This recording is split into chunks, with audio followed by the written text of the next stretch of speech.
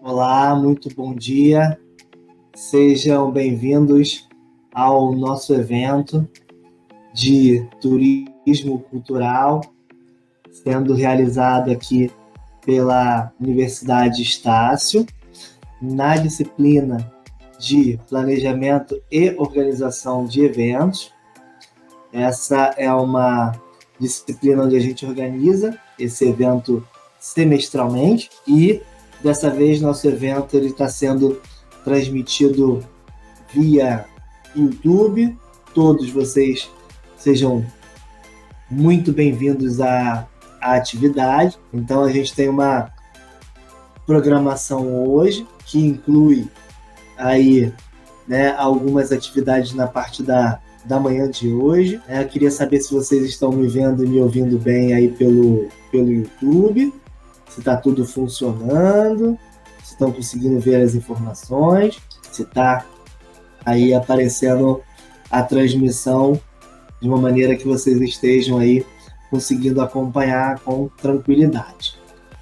Então meu nome é Fábio Passos, eu sou professor da disciplina de eventos e a gente está ao longo desse semestre letivo trabalhando de forma incansável para que a gente tenha essa entrega de hoje, que é esse evento de turismo cultural.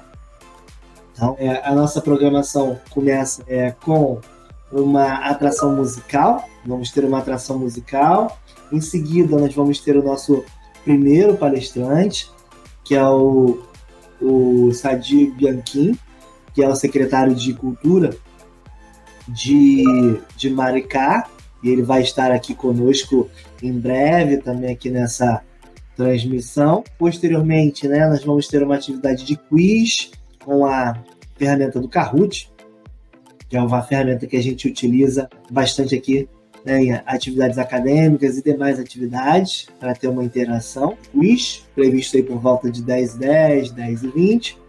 Na sequência, nós vamos ter uma atração musical também aqui conosco nessa manhã. E, na sequência, nós vamos ter também uma outra palestrante, a professora Thelma Lasmar, professora da Universidade Federal Fluminense, palestrante, museóloga, que vai falar conosco também um pouco aqui no nosso evento, por volta de 10h30. E depois vamos ter mais uma atração musical com o Jonatas Belgrande. E depois a gente parte para o encerramento por volta de 10h50, 11h. Então essa é a programação que a gente tem programada para nossa manhã. Eu agradeço a todos os presentes aqui conosco na nossa live ao vivo, mas também agradeço a todos que verão posteriormente essa atividade, que vai ficar disponibilizada aqui no canal do YouTube para acesso posterior de todos nós, tá? Então, eu queria pedir, né? A gente tem todo um time trabalhando, né? Ninguém trabalha sozinho, então a gente tem um time de alunos que são alunos e organizadores desse evento, que está trabalhando aqui conosco nesse momento. Então, vou pedir para que os alunos responsáveis aqui pela parte de logística, para que já disponibilize a partir desse momento a nossa primeira atração musical, agradecendo aí a Larissa Veloso, que disponibilizou seu tempo para participar conosco desse evento. Então, pessoal da logística, por favor, já pode disponibilizar a nossa primeira atração musical para a nossa audiência. Aqui quem fala é Larissa Veloso, cantora e compositora da Zona Oeste do Rio de Janeiro. Estou muito feliz de ter sido convidada aí para poder mostrar um pouquinho do meu trabalho para vocês. E hoje eu vou tocar uma música autoral e uma música que geralmente eu toco nos bares e restaurantes, que eu gosto muito. Se quiser enxergar o pau da bandeira, quem avisa o Zé Caroço, amanhã vai fazer alvoroço, alertando a favela. Eu queria que fosse Zé Caroço, Caro, mais uma vez. Mas é o moço histórico da gente, pessoa. Minha boca no mundo, ele faz um discurso profundo, ele quer o bem do serviço.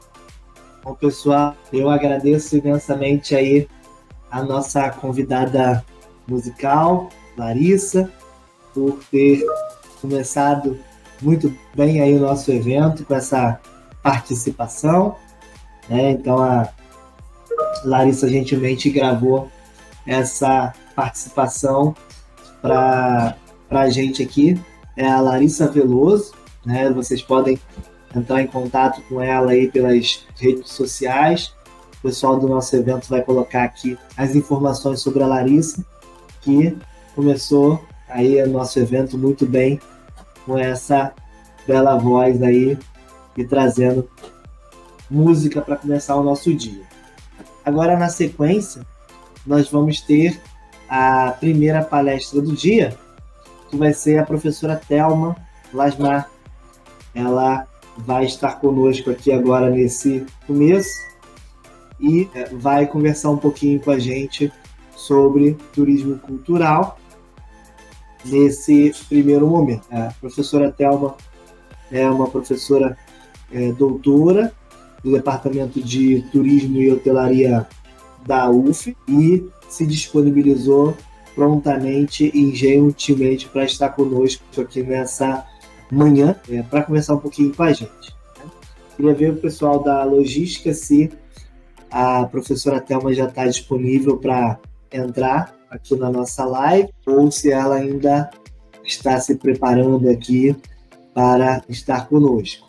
Então, a professora Thelma, quando puder, é um prazer imenso recebê-la aqui na nossa atividade de hoje. A professora Thelma foi e é minha colega docente, né? Mas eu já tive a oportunidade de trabalhar por alguns anos lá na UF como professor substituto e ela sempre muito gentil e acolhedora conosco aí nas atividades acadêmicas. Professora Thelma, é com você, agradeço imensamente a sua presença, fique à vontade para contribuir conosco aí nessa manhã. Bom dia, professor Fábio, fiquei muito contente com esse convite, sobretudo por estar partilhando com você esse momento, né? Como você disse, nós fomos companheiros na UF, quem sabe voltemos a ser. Daqui a pouco a gente vai ter um monte de vaga no turismo, que a velharia como eu vai se aposentar e vocês vão entrar. Sangue novo precisa entrar. Mas muito obrigada pelo convite, pela gentileza. Eu vou contribuir um pouco, eu não fiz uma apresentação, porque na realidade eu quero conversar com vocês sobre os museus e o turismo, né? Eu fiz um roteiro para mim, mas não vou compartilhar com vocês porque eu vou me orientar por ele. Pode ser assim? Os autores nos dizem, os autores especialistas em museus e turismo, eles nos dizem que o turismo e os museus, eles nasceram no mesmo século. Eles nasceram no século XVII, mas só na modernidade, só na pós-modernidade, no século XX, é que eles começam a se entender como indissociáveis, né? E os museus e o turismo, eles surgiram no mesmo século, mas os museus eram, naquela ocasião, lugares para pessoas privilegiadas, para estudiosos do tema, porque os museus, como a gente conhece hoje, né, abertos ao público, eles surgiram dentro das coleções de pesquisadores ou da nobreza, ou mesmo do clero, né? Então, eles eram denominados gabinetes de curiosidade. E só a partir do século XVII é que os museus vão ser abertos, né, a um público e não a visitantes. Então, assim como os museus eram destinados a uma elite intelectual, a uma elite social, assim eram os Grand Tours, né, que eram prerrogativa dos jovens da alta burguesia e da realeza. Ao longo do século XVIII, começam a se delinear as práticas que constituem ainda hoje as bases do turismo cultural. O Grand Tour, vocês sabem tão bem quanto eu, é uma prefiguração dos circuitos, né? E o século do Grand Tour também é o século dos primeiros museus abertos ao público. E aí nós vamos ter, nesses museus, as primeiras pesquisas arqueológicas, fruto das viagens dos Grand Tours, né? Promovidas pelos Grand Tours. Então, essas viagens, elas eram ilustradas, elas eram desenhadas e elas eram narradas, elas eram escritas. E os objetos que vinham, que essas pessoas traziam consigo, e esses objetos eram destinados à universidade, eram destinados às coleções de pesquisa, eles contribuíram para a construção do imaginário cultural contemporâneo. Então, todo esse fluxo de turistas conhecendo museus, monumentos, ruínas, o estudo prévio do local a ser visitado, feito nos álbuns de viagem, ilustrados que foram impressos e proliferaram na Europa, mostrando um mundo distante, muitas vezes exóticos, porque esses estudantes, né, esses formandos que faziam o Grand Tour, eles iam e faziam os registros desse mundo distante, desse mundo exótico que a Europa Ocidental não conhecia. E quando a fotografia surge no século XIX, além dos objetos, dos desenhos, dos relatos, a proliferação dessas imagens da antiguidade vai ser enorme, né? E aí, muitas viagens mais populares, não necessariamente feitas por estudantes, vão ser organizadas, sobretudo para os países da antiguidade clássica. Então, mas mesmo assim, o turista se preparava para viajar, né? Ele já tinha visto cartões postais, ele já tinha turistas que se interessavam por esse tipo de viagem. Bom, e aí o cenário vai mudando, vai alterando na Europa, né? O primeiro museu efetivamente aberto à visitação pública, não a um público específico, e sim à visitação pública, foi o Ashmolean Museum, na Universidade de Oxford. Era um museu dentro da universidade, cuja coleção tinha sido constituída justamente por esses objetos de viagem, e ele vai abrir as portas ao público em geral.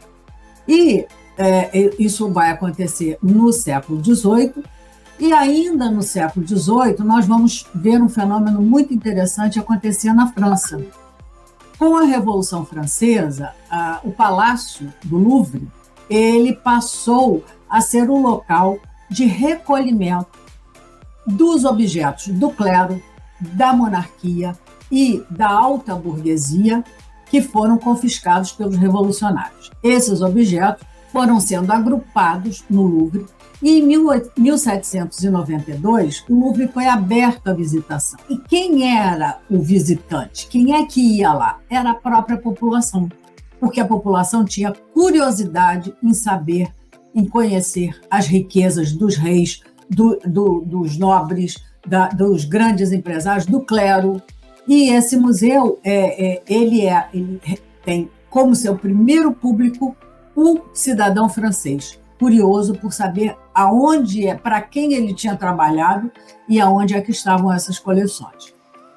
Agora, efetivamente, o hábito de visitar museus, visitar exposições em museus, ele surge a partir da Exposição Universal de 1851, que acontece em Londres. Essa exposição foi uma exposição organizada para mostrar o poderio industrial da Grã-Bretanha, né, do Império Britânico, e essa exposição ela foi construída um prédio, um palácio de cristal, para abrigar essa coleção. Ela era enorme e ela recebeu 5 milhões de visitantes. Ela ficou aberta de 5 a 6 meses e recebeu 5 milhões de visitantes, mais do que a população de Londres. E essa exposição, ela depois foi sendo repetida em várias outras edições, em vários outros países, e ela sempre buscava mostrar o novo no aspecto da indústria, da tecnologia, mas também da produção artística, da produção cultural dos países. Eram organizados estandes, e nós, no Brasil, chegamos a fazer 2 grandes exposições. Uma em 1908, para comemorar o centenário da abertura dos portos e a chegada da família real, e a outra em 1922, para comemorar o centenário da independência. Esse ano nós fazemos 200 anos da independência e eu não estou vendo nenhum movimento cultural nesse sentido. Pode ser que até setembro isso aconteça. Enfim, Então, essa exposição universal e todas as outras exposições temporárias em pavilhões, em prédios construídos para expor, mudaram o modo como os museus passaram a produzir as suas exposições. Produzir exposições visando ao público em geral e não mais a um público específico, a um público com conhecimento do que ele iria ver. E com o crescimento das viagens e do turismo, o patrimônio se tornou um produto de consumo turístico.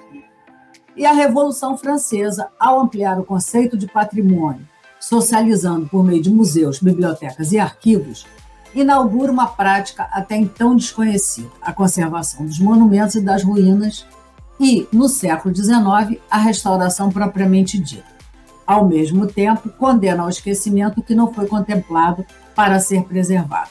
O que isso quer dizer? A Revolução Francesa, ela abriu para a sociedade museus, bibliotecas e arquivos, que antes pertenciam à coleção real ou às coleções de nobres e burgueses. Então, muitos arquivos e bibliotecas e museus foram abertos na França, não só em Paris, mas em diversas cidades da França, e naquele momento, no século XIX, foi também instituído o conceito de restauração.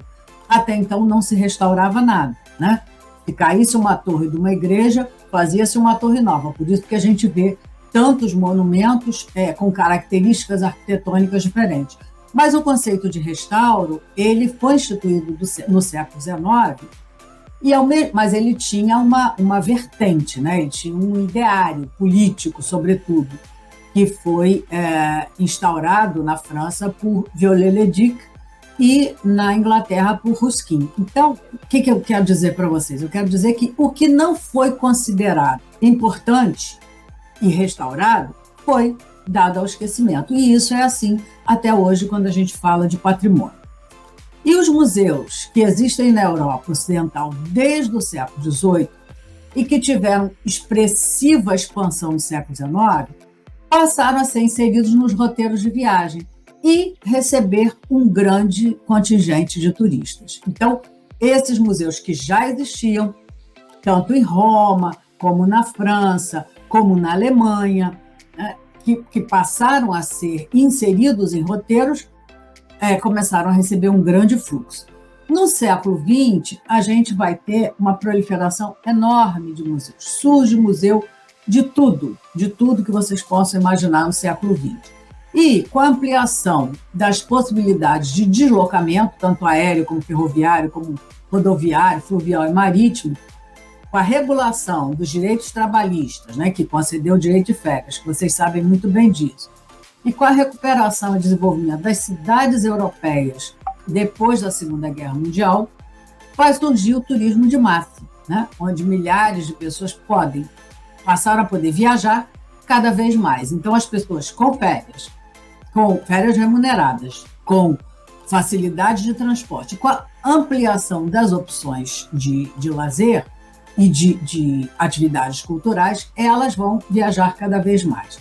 Consequentemente, a apropriação e a utilização do patrimônio material e imaterial como atrativo turístico elevou exponencialmente o fluxo de turistas nos monumentos, nas cidades históricas, nos sítios arqueológicos e museus. E aí tivemos um outro problema, que foi a questão da preservação dos museus, dos monumentos, dos sítios arqueológicos. Na segunda metade do século XX, mais precisamente em 1972, aconteceu na cidade de Santiago, no Chile, um congresso internacional de museus chamado Mesa Redonda de Santiago. E discutiu-se naquela ocasião uma mudança de paradigma e reestruturação dos museus. Passou-se a considerar o museu como integral, como parte da sociedade e, sobretudo, um museu para a sociedade. Isso foi uma transformação importante, porque esse conceito de museu integral ele vai transformar não só a relação do museu com a sua comunidade, com a cidade onde ele está inserido, como também com as escolas e com os turistas. E é curioso a gente destacar que o turismo e os museus, né, o turismo e o patrimônio estão se desenvolvendo tão amplamente, só em 1980 a Organização Mundial do Turismo reconhece o turismo cultural como um segmento. Veja, ele já existia de fato. Precisou a OMT legitimar o turismo cultural. Outro fenômeno importante que ocorreu a partir da segunda metade do século XX e que influenciou os fluxos turísticos foi a arquitetura espetacular, né? A arquitetura como forma de atrair os turistas para as cidades. E aí nós vamos ter a construção de museus, de centros culturais, projetados por arquitetos renomados e que vieram conferir o status de catedrais do consumo, novas catedrais do consumo, às cidades que investiram e apostaram nessa nova proposta. Então, nós vamos ter prédios emblemáticos, eu não trouxe imagens, mas vocês podem consultar aí no Google que vocês vão ver com facilidade. O Guggenheim Museum, na cidade de Nova York, é um projeto Frank Lloyd Wright, que é um projeto fantástico para a sua época. Ele é um prédio circular, você visita internamente circulando. Em Paris, nós vamos ter o Beaubourg, que é o centro, como chama, Georges Pompidou, que é popularmente conhecido como Beaubourg, que é um prédio também inusitado para a época, ele é da década de 90, e ele tem toda a tubulação de ar, de água, gás, elétrica externa. Foi um impacto enorme para a época, sobretudo porque o Beaubourg ele é no centro histórico de Paris. Vamos ter em Bilbao, na Espanha, o Guggenheim Museum, mas Bilbao apostou na reconstrução, na modernização da cidade. Vocês sabem que a Bilbao era a sede do ETA, né, que era o grupo separatista da Espanha, muito violento, provocava muitos atentados, e o governo espanhol decidiu investir naquela cidade, investir naquela região, com construção de portos, aeroportos, de museus, de teatros, para atrair o turista e valorizar aquela região, inserir Bilbao na Espanha, efetivamente. Temos o caso em Niterói, com o Museu de Arte Contemporânea, inaugurado em 1992. Niterói construiu o MAC e alguns edifícios do Caminho Niemeyer, e que foi uma transformação para a cidade. Ninguém antes do MAC, as pessoas de Niterói não diziam que moravam em Niterói, diziam que moravam no Rio de Janeiro, e a partir do MAC as pessoas passaram a valorizar a sua própria cidade. Nós temos uma pesquisa sobre o perfil do visitante do MAC, feita por mim, pelo professor Aguinaldo Fratucci, pelo professor José Carlos Dantas, que inclusive foi publicada, mostrando essa transformação na cidade. E outro exemplo que eu trago para vocês é o Museu do Amanhã, no Rio de Janeiro, que é um projeto do catalão Calatrava, que é um projeto arquitetonicamente espetacular. Funcionalmente, a gente tem as nossas dúvidas, mas arquitetonicamente é espetacular. Então, muitas cidades investiram nessa arquitetura espetacular como forma de atrativo turístico. E a arquitetura espetacular para museus. Então, muitos turistas eles vão ver o prédio e depois a coleção, mas o prédio está lá.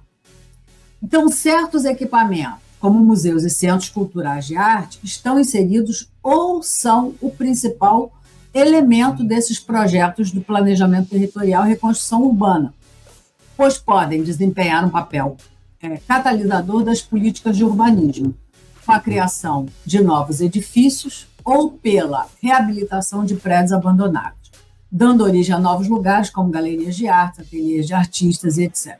Essa foi uma estratégia adotada na década de 1980 pelo governo da Bahia no Pelourinho, né? Foi aquela reestruturação toda do Pelourinho e a cessão de muitos espaços para serem ateliês de artistas e artesãos, provocando um novo fluxo, né? Um fluxo turístico naquela região.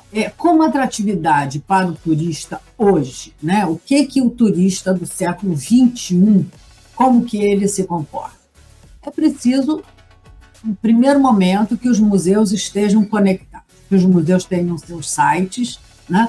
Nesses sites que se tenha informações bilíngues, que que se tenha aplicativos para as pessoas poderem baixar no seu celular e fazer a visita. Já temos isso, já temos muitos museus com QR Code, que você faz a leitura e dali mesmo no seu próprio celular você escuta a informação.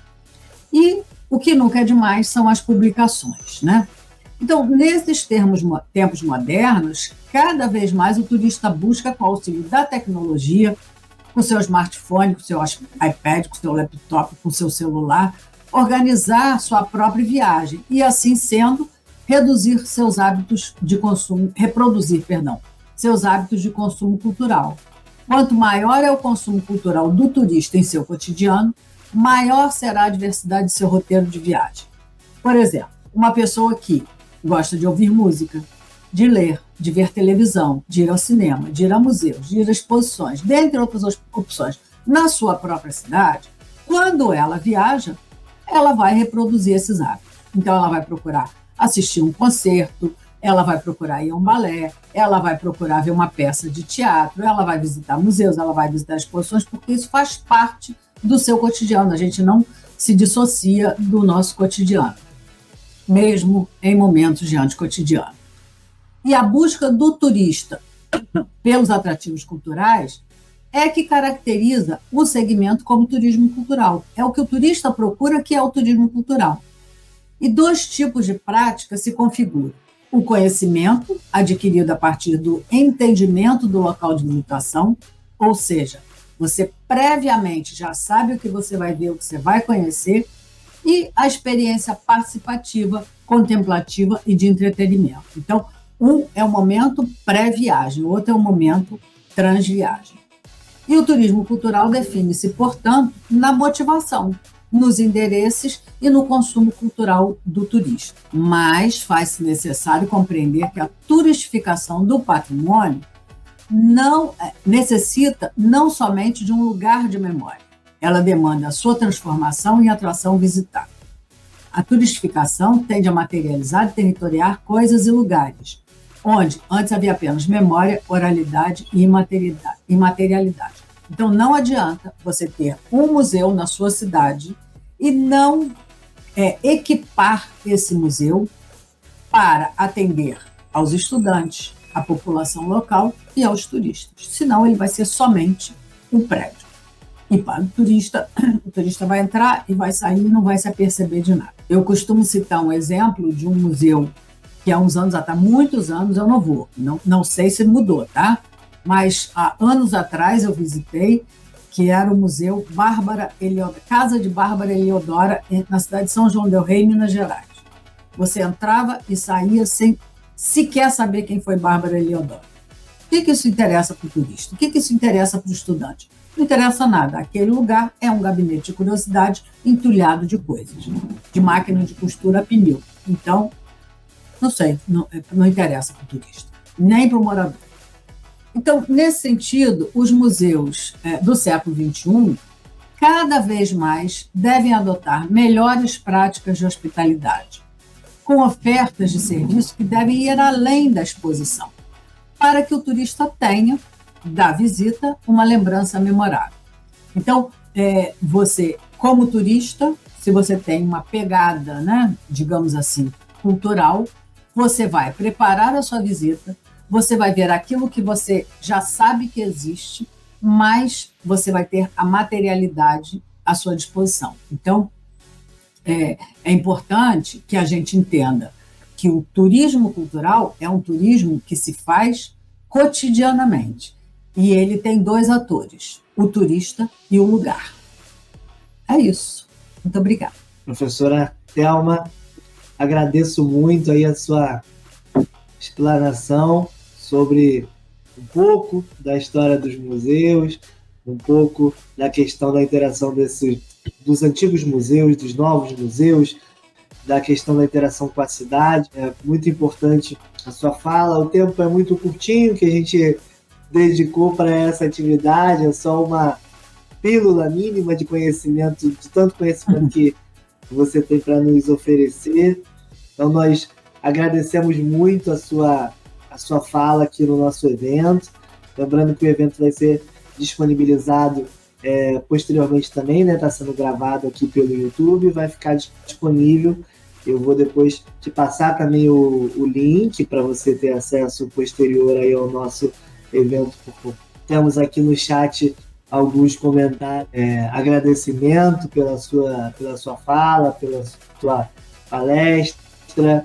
As pessoas estão agradecendo muito aí pela sua participação na nossa atividade de hoje. Eu agradeço muito que você tenha separado aí um tempo na sua agenda para estar conosco aqui nesse nosso evento. Uma próxima oportunidade. Um abraço virtual nesse momento. Em breve teremos aí um abraço real. Obrigado, professora. Muito obrigada, Fábio. Eu que agradeço o seu convite, o convite da Estácio. Sempre que vocês me convidarem, eu estarei disponível. Muito obrigado, professora. Até a próxima. Pessoal, após essa apresentação muito interessante da professora Thelma, nos apresentando um panorama nacional e internacional sobre a questão de museus e turismo cultural, nós temos uma atividade de um quiz para ser ofertado aqui para a gente, e o pessoal do nosso time de logística vai colocar aqui na nossa tela um quiz pelo Kahoot. Então, o Kahoot é a ferramenta que a gente utiliza para esse tipo de atividade. Então, vai ser projetado aqui agora essa atividade do quiz para que a gente possa participar. Bom dia a todos os chegando, que estão desde o começo. Professora Edna, eu vi que já está conosco. A Elizabeth, nossa aluna do Nova América, está aqui conosco. Todos os nossos alunos que estão participando ativamente das atividades dos bastidores e também aqui. Agradecemos aí a presença de todos vocês. Então temos a atividade do Kahoot para a gente fazer uma atividade de um game aqui com a gente hoje. Então, para participar, basta que você digite o site Kahoot. No seu dispositivo, seja no celular, no computador, onde você estiver acompanhando a nossa live. Você digita o site kahoot.it e depois você digita o número do PIN, que é o número 1969869. Então, digitem aí o PIN para que vocês possam participar da nossa atividade. Tá? Então, como vocês estão vendo na tela, à medida que vocês se inscrevem no Kahoot, vocês vão aparecendo aí na telinha o nome de vocês. Então, vou dar um tempinho aí para que vocês possam se inscrever no Kahoot, para que possam participar dessa nossa atividade. Então, a gente vai dar aí alguns minutos para que vocês possam participar. A Luísa contribuiu aqui, né?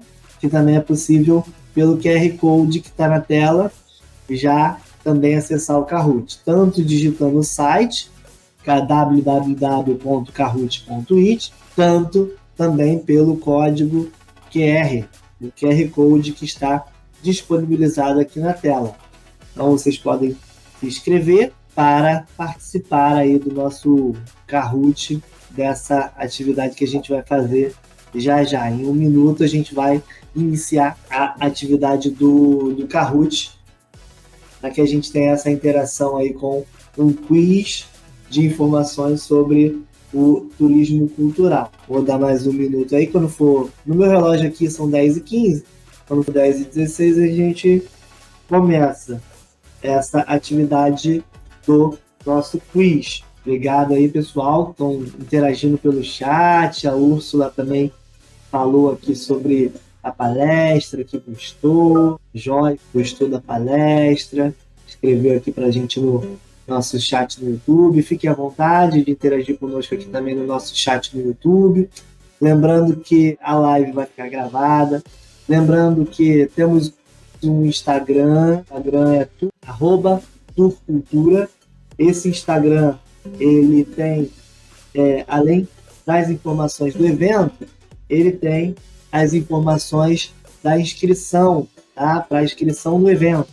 Então, aqueles que ainda não se inscreveram no evento, pode acessar o nosso Instagram e lá na bio vocês vão poder se inscrever no evento. Tem aí uma uma inscrição para aqueles que desejarem certificado, que para quem desejar, certificado que conta como hora acadêmica. Muitos de vocês são alunos aqui da Estácio ou de outras instituições e existe a possibilidade de você se inscrever no evento lá pela bio do Instagram, Tour Cultura, Tour escrito Tour Cultura, é o Instagram, e lá na bio você tem para se inscrever e em seguida, posteriormente, lá todos os participantes.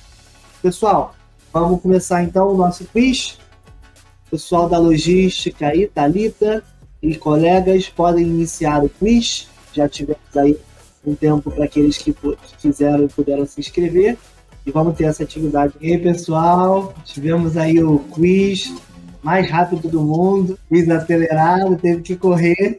Aí, Malu, Luísa e Carol, que responder rápido e certo, não foi só certo. Teve que ser acelerado aí para acordar todo mundo. Sejam parabenizados aí, parabéns aí a vocês três que conseguiram responder o quiz aí bem na velocidade da luz. Vamos continuar a nossa programação e agora, né, temos o prazer de chamar o secretário de Cultura, o Sadi Bianchim, para que ele possa estar conosco aqui na nossa live, nesse segundo momento de palestras. Então, Sadi, seja muito bem-vindo. Não sei se você já está me vendo e me ouvindo. E o Sadi vai estar conosco aqui, compartilhando algumas informações que ele tem sobre o turismo cultural e sobre o trabalho que ele vem desempenhando lá no município de Maricá.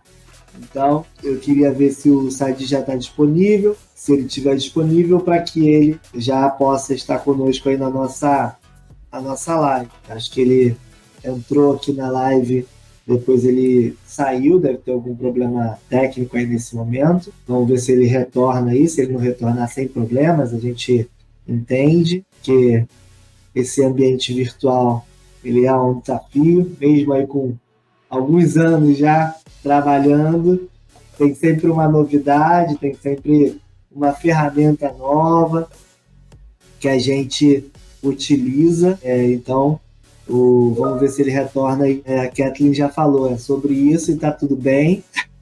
Se ele retornar, a gente continua, se ele não retornar, a gente segue a nossa programação aqui do nosso evento. Marisa colocando que o evento está bacana. Muito obrigado pelo feedback de vocês, que é muito importante para a gente seguir aí com as nossas atividades acadêmicas. Pessoal da logística, vamos então fazer aí a inversão e vamos colocar a nossa atividade cultural, vamos colocar nossa segunda e última atividade cultural agora, né, nesse momento do evento, e se o Sadi entrar novamente, a gente dá continuidade com ele, senão a gente caminha para o encerramento com a nossa atividade cultural, tá bom? Pessoal da logística, por favor, Thalita, pode colocar, por favor. Meu nome é Jonatas Belgrande, tenho 23 anos, sou artista e compositor da Zona Oeste do Rio de Janeiro, aqui de Vargem Grande. Bom, vou tocar uma música para vocês que fala sobre roupa de brechó e aborda um pouco sobre moda consciente, além de falar um pouco da minha praticidade de usar florido e listrado somente. Vambora. Esotérico, prático. Gente, tô lançando um álbum, já lancei 3 singles no Spotify, eu tô começando assim minha carreira agora. Tenho 2 clipes já no YouTube, meu nome é Jonatas Belgrande, recapitulando. E vocês conseguem me achar em todas as redes sociais como @JonatasBelgrande. É sem H, sem N, sem nenhuma... É Jonatas normal, tá, gente? Mas procura por Belgrande que vocês acham melhor. Melhor falar assim. E... quem mais? Acho que só. Álbum agora. Lancei 3 singles. Tô lançando esse álbum agora chamado Coisa Rara. E logo, logo estará aí nas plataformas digitais que a gente tanto gosta. Um beijão. Obrigado pela oportunidade e espero que vocês tenham gostado. Pessoal, tivemos aí agora mais um momento musical com a presença de mais um convidado nosso aí para a parte cultural, né, para trazer, além das palestras, a gente fazer uma atividade que tenha também, né, a parte efetivamente cultural e com a valorização de artistas locais, com artistas que estão conosco aí, tá? O Jonatas está conosco aqui na live, então quem gostou da música dele aí, faz aí algum movimento, faz um barulho, manda um emoticon, que ele está aqui vendo o evento com a gente. Então, deixem seu feedback para ele aí, que ele está aqui em tempo real acompanhando a gente. Coloquem seu comentário aí sobre o que vocês acharam da música do Jonatas Belgrande, que ele está aqui conosco. Agradecemos aí, Jonatas, muito o seu tempo que você disponibilizou para estar conosco aqui no nosso evento de hoje. Saiba que a sua participação é muito importante para a gente. A gente montou esse evento aqui com bastante carinho e pensando em que os eventos, né, como um todo, eles podem e devem ter diversos tipos de intervenção cultural e artística ao longo deles. Então, a gente, fazendo o evento acadêmico, mas a gente também teve abertura com música, com a presença da Larissa Veloso, tivemos palestra, depois agora tivemos uma outra presença com você aqui numa outra intervenção musical e cultural nesse momento. Então, a gente agradece muito e a intenção é que a gente tenha toda essa integração, academia, arte, música, cultura, ao longo das nossas atividades. Tentamos aqui diversas vezes fazer com que o Sadi estivesse conosco no nosso evento, mas devido a alguns problemas técnicos, ele não conseguiu entrar aqui na nossa live até o momento. Então, nós agradecemos muito pela presença dele aqui, pela intenção, né, de participar conosco desse evento. Certamente teremos aí possibilidades de eventos futuros para que ele possa contribuir conosco. Não sei se ele conseguiu entrar agora. Thalita, se ele tiver conseguido entrar na live, pode colocar ele aí na tela junto, para que ele possa colaborar conosco. Então, Sadi, muito obrigado pela sua presença. Bom dia. Espero que você esteja me escutando bem aí. Muito obrigado pela sua tentativa de entrar aqui também, que eu sei que foi difícil aqui nos bastidores, a gente estava tentando desde cedo. Então, agradecemos muito sua presença, Sadi, que é o atual secretário de Cultura do município de Maricá, onde, inclusive, muitos alunos nossos moram e trabalham, e a gente passa a palavra para você, Sadi, para que você possa contribuir conosco. Muito obrigado. Bom dia a todas as pessoas. Queria agradecer muito aí pelo convite, Fábio, a toda a equipe de vocês, mas eu tive essa dificuldade, estou à disposição aqui de vocês para a gente bater um papo, então, principalmente sobre a questão ligada aí ao turismo cultural, né, e em especial aí a pauta que nos cabe, que é a cultura, né, porque sem a cultura, o turismo cultural fica sem esse auxílio luxuoso, né, e aí eu estou à disposição, Fábio, eu tive essa dificuldade realmente tecnológica, mas estamos aqui à disposição. Alguma questão que você queria fazer, alguma hipótese, alguma pergunta, ou eu devo falar já sem contextualizar mesmo? Eu queria que se você pudesse contextualizar um pouco, né, do trabalho que você vem desempenhando na Secretaria de Cultura de Maricá. E aí eu queria especificamente te perguntar e ver o que você pode compartilhar conosco com relação ao evento mais recente de Carnaval. Como é que isso aconteceu no município de Maricá né? Mas que você também contextualizasse um pouco do que a Secretaria de Cultura vem desempenhando ao longo desse tempo. Então, seria esse caminho mesmo, né? Se você pudesse fazer uma breve contextualização do trabalho que está sendo desenvolvido e, na sequência, um pouco sobre o Carnaval, que é um evento que a gente certamente tem essa junção muito forte entre a cultura popular e o turismo. Perfeito. Então, quando se fala em políticas públicas, a gente se pensa sempre em 3 grandes vertentes, né? Outra coisa que é importante, e a gente sempre aqui, a cultura, ela se dá em pelo menos 5 grandes formas, nas filosóficas, tecnológicas, científicas, literárias e nas artísticas, onde está o teatro, a música, o cinema, as artes plásticas, ou seja, as linguagens, né?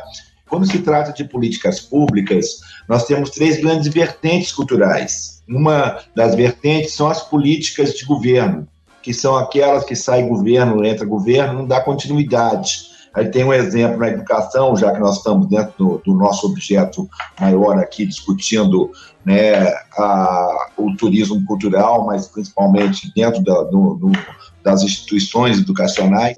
Um exemplo muito interessante no estado do Rio de Janeiro, nos 100 anos agora que nós estamos comemorando de Darcy Ribeiro, o Darcy cria os CIEPs e os governos que vêm depois não dão continuidade. Então, esse é o tipo de políticas públicas que não serve, né? Então, essa vertente não é uma vertente muito saudável. Nós temos as políticas de Estado, que elas são mais perenes, são mais duradouras, como editais e tal, mas também não são suficientes também para dar resposta para a população. E aí os exemplos são as próprias universidades federais, que são ditas como universidades públicas, mas elas não são públicas, porque se fossem públicas, os nossos governantes não interferiam nelas. Hoje o nosso presidente é o Bolsonaro, então ele tem, como é uma universidade estatal e não pública, então há uma confusão entre o público e o estatal, né? Então as políticas de Estado, elas são mais perenes e duradouras, porém, a gente também entende que elas não são suficientes. Então, se as universidades federais elas fossem realmente públicas, quem ia interferir nelas seria a sociedade civil organizada e não o Estado, né? Então, é uma confusão disso. E a terceira vertente, então, em políticas públicas é aquela que a gente gosta, que é na autenticidade da palavra. O público sendo planejado pela sociedade civil organizada. Aí é onde entra políticas públicas como o orçamento participativo, como a consulta, né, e as questões dos conselhos, do CPF, conselho, né, fundo e o plano municipal. Então a gente tem trabalhado muito com essas políticas públicas em Maricá. Né? No âmbito de outra secretaria, nós temos a tarifa zero, então o transporte público é público, né? Temos economia solidária e renda básica. Vamos para a cultura. Então, o que nós estamos pensando em Maricá no campo das políticas públicas? É uma cidade sustentável, uma cidade inteligente. Então, um dos nossos programas é o Polo de Cinema e Audiovisual. Então, nós estamos trabalhando já temos o cinema público, né, tarifa zero, chamado Cinefil, cinema de rua, né? Então, nós vamos ter uma escola de cinema, trabalhar com ela em parceria com outras instituições, né? Principalmente do município. De repente, vocês são uma boa parceria aí futura. Nós vamos construir uma plataforma, uma Netflix será a primeira. Nós vamos construir uma plataforma, uma Netflix será a primeira cidade no Brasil a ter uma plataforma nesse polo audiovisual. Nós vamos ter a Maricá Filmes, que é o nosso escritório, que vai regular toda a produção da cidade, que é muito grande no audiovisual e já tem uma história no campo da memorialista. E nós vamos ter um estúdio escola pública, que vai inaugurar em maio, que é a primeira cidade do Brasil. E nós temos as políticas de editais, como falei, que é a política de Estado, que não é suficiente, mas é uma forma de dar resposta para a sociedade. E também teremos a produção de conteúdo, que aí a gente usa o orçamento participativo para as produtoras locais. Então, o primeiro filme do nosso projeto do Polo de Cinema é o Malês, dirigido por Antônio Pitanga, que foi rodado 50% em Maricá e 50% está sendo rodado na Bahia.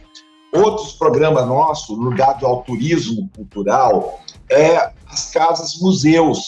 Então, as casas-museus que nós temos na cidade, por isso a cidade inteligente, né? Grandes intérpretes do Brasil e pensadores escolheram Maricá como opção de vida.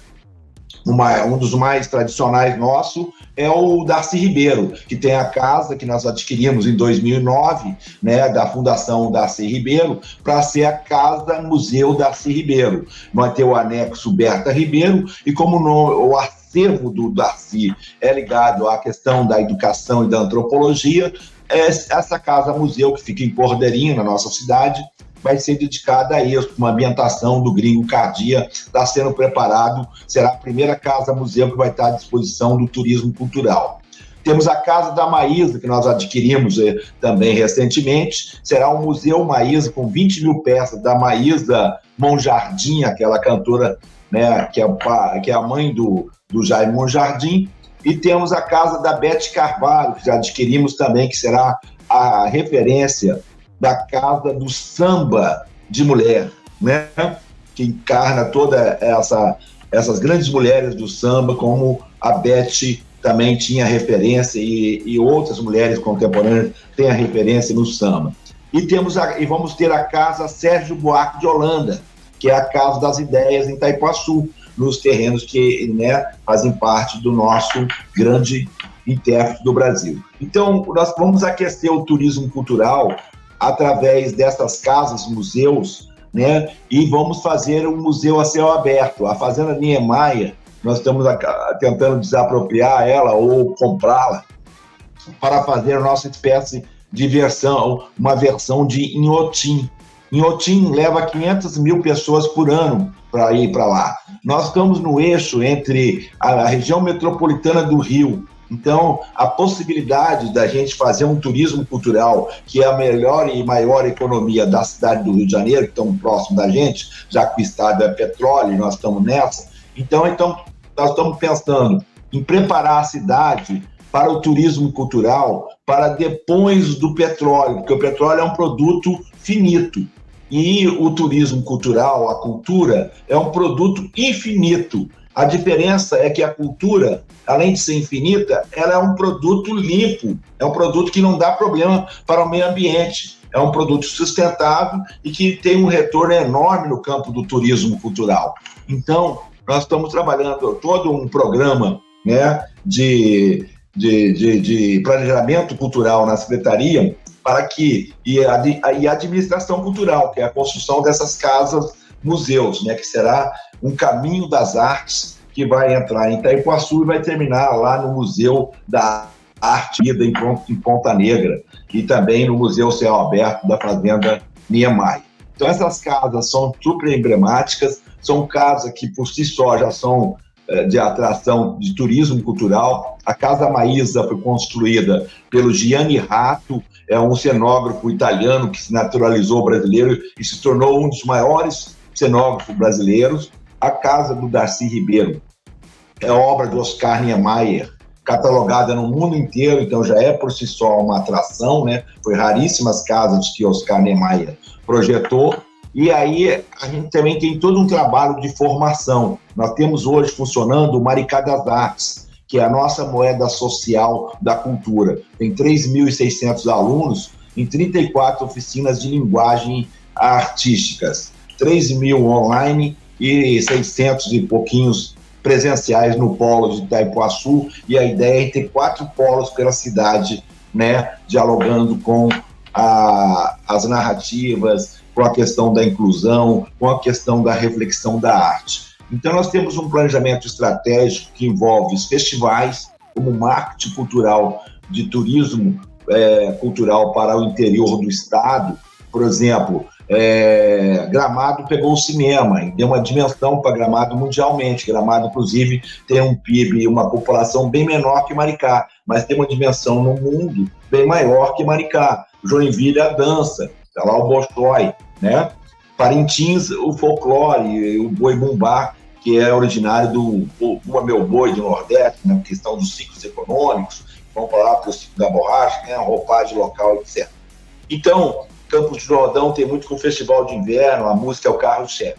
Nós queremos transformar Curitiba o teatro, né? Que já é uma grande capital. Nós queremos transformar Maricá na capital da poesia, né? A poesia é um festival internacional da poesia, lembrando aí Paraty, que é a literatura, né? Então, como a poesia ela está em todas as expressões artísticas como poética, a gente quer trabalhar não só a poesia literal, mas a poética em todas as linguagens. Então, são uma série de festivais que vai, né, incorporar esse programa, que vai compor, também dialogar com o caminho das artes, com esse museu, para a gente construir, né, um programa que possa atrair, né, o turismo cultural, oriundo dos grandes centros, para se deslocar para a região metropolitana onde Maricá se encontra. Mas também a gente pensa num turismo de comunitário, que é o turismo, a cidade vir se ver, se enxergar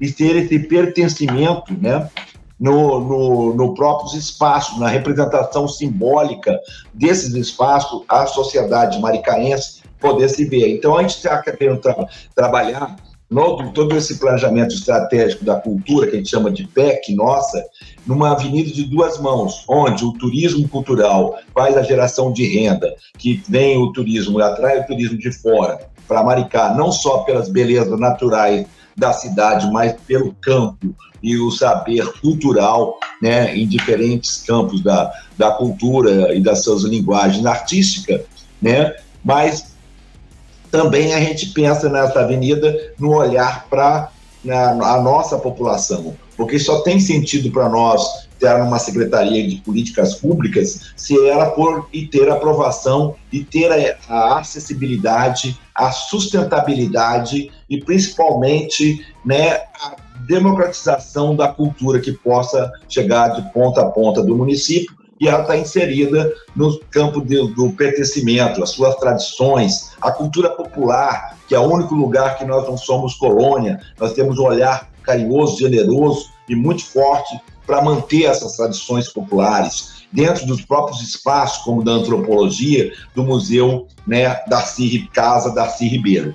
Então, é um conjunto de planejamento e de programas que nós estamos instalando aos poucos para começar a trabalhar esse marketing cultural que vai desaguar nesse grande projeto que vai ser esse planejamento da Secretaria atrelado à Secretaria de Turismo nesse turismo cultural, né? Então, mapear, né, um pouco as nossas atividades na Secretaria, que nós estamos focados nesses grandes projetos. A questão do polo de cinema também será uma grande atração, porque os museus, eles podem e devem estar ali, né, dentro da nossa streaming, da nossa plataforma, né, mandando para o mundo inteiro, não só a geração de conteúdo audiovisual, mas de todas as linguagens, inclusive, né, as visitações online também, que é outra grande forma de você gerar renda e ela ser sustentável, né? Porque se a gente já tiver cada assinante pagar um Mumbuca, que é a nossa moeda social, que corresponde a R$1, né? Se nós tivermos 1 milhão de assinatura na plataforma, que é o mundo, nós vamos ter 1 milhão mensalmente por mês de dinheiro limpo, sustentável para investir, né, no desenvolvimento e nessa questão da cultura na cidade, e para dando retorno. E a realidade nossa é muito importante que a gente trabalha com essa economia da afetividade, que só a arte pode nos dar, né? Só a arte é transformadora, transforma a vida das pessoas. A arte é um instrumento de transformação social, assim nós pensamos e assim nós queremos caminhar para que a cidade se transforme, vire a cidade inteligente, onde o turismo cultural, onde a questão do encontro, do afeto, seja cada vez mais valorizado como uma cidade mais humanista e que possa fazer o sentido da sua existência e que são princípios básicos de civilização. Então, seria um pouco isso que nós estamos trabalhando nesse campo, e é muito importante a gente pensar as políticas culturais sempre atrelada à questão da cultura educacional, né? Para criar questões estruturantes e deixar legado e ter sempre um olhar para a memória para que a gente possa construir, né, no presente e deixar um legado para o futuro. Essa é nosso olhar, nossa expectativa, a nossa missão para a gente tentar cumprir esses desafios que a cidade e as suas narrativas, né, merecem. E eu queria falar um pouquinho do Carnaval. Nós temos também a relação com o Carnaval e, claro, agora com a questão da pandemia, ficou um pouco fora da ordem, como diz aí o Caetano, o Carnaval, mas ele não perde essa questão, né, fundamental da tradição, da manifestação, das suas questões de ancestralidade, da pauta, que eu achei super interessante, com as escolas de samba colocando a pauta afrodescendente no palco, fazendo repensando a sociedade, né, das heranças coloniais, paternalista, personalista, escravocrata. Então isso é muito interessante. Nós em Maricá queremos trabalhar o antes muito forte do Carnaval. Nós temos uma escola que está aí à beira de entrar no nosso bloco do Ouro, né? Nós estamos na praia e ir para o Sambódromo, para o Marquês de Sapucaí, mas a gente tem um Carnaval da cidade, que como a cidade é um balneário, que atrai muito turista naturalmente, né? Muitas pessoas que vêm para a cidade. E a gente quer fazer do Carnaval de Maricá, como já foi, né, um carnaval também do encontro, um carnaval que as pessoas possam, né, com as famílias, desfrutar, e um investimento muito grande nesse carnaval. Esse ano, realmente, a gente ainda não conseguiu fazer como o Rio de Janeiro fez, nesse deslocamento do carnaval, mas tivemos aí alguns eventos que a gente fez meio pontual, como lá em Ponta Negra, com o palco e o samba acontecendo fortemente, aqui no centro da cidade, tem uns eventos, mas a gente tem 8 escolas na cidade, fora a União de Maricá, que está filando lá na Intendente de Magalhães, e no Rio, e nós queremos trabalhar essas escolas, cada um com o seu equipamento, para que ela possa ser mais um espaço da cultura e que possa fazer uma rede de trabalho da cadeia produtiva do Carnaval, porque são mais de 60 profissões que aparecem ali em torno da escola, no chamado antes, e trabalhar essa escola para que a gente possa fazer em Maricá um espetáculo de encontro, como, por exemplo, o Carnaval do Brasil no verão. A gente atraiu o Carnaval de Pernambuco, desde os maracatus autênticos, né, de um Alceu Valença, como aparece isso. Queremos fazer dos blocos afro de Salvador até chegar a uma timbalada na MPB, né? Queremos pegar os Bumbas Meu Boi do Maranhão e chegar na MPB através de um Zé Cabaleiro, fazer essa relação de mostrar essa construção, né, da evolução dentro da música popular brasileira. E a nossa, claro, o samba carioca e chegar aí nas escolas de samba que vieram dos ranchos famosos, né, que deram origem às escolas de samba. Então, nós estamos querendo trabalhar essa relação de Maricá ser a convergência do carnaval, principalmente dos 3 grandes carnavais brasileiros, que é o Rio de Janeiro, Bahia, Salvador e Recife, se encontrando em Maricá, que é uma coisa inédita, original e que não acontece. Eles acontecem isolados e raramente instantes se encontram. Maricá é uma cidade de caminhos, é uma cidade de encontros, e o carnaval brasileiro se encontrar nas suas diferentes matrizes étnicas, na sua diversidade, será sensacional, será muito interessante, e eu acho que vai ser mais uma forma do turismo cultural marcar um ponto de encontro nessa cidade que tem as suas belezas naturais maravilhosas, com praias, lagoas, serra, e as fazendas tradicionais, né, antigas, que ainda preservam a sua arquitetura colonial. Esse Fábio está aí, caiu, mas acho que era um pouco isso. Estou sem um retorno, não sei se eu estou aí, ao vivo, mas queria então deixar um abraço a todas as pessoas que estão nos assistindo. Muito obrigado pelo convite. Nós temos à disposição aí na Secretaria de Cultura de Maricá, né? E para a gente falar das políticas públicas, colocar na pauta. Um grande abraço a todos. Sadi, eu agradeço muito a sua fala, a sua disponibilidade, as informações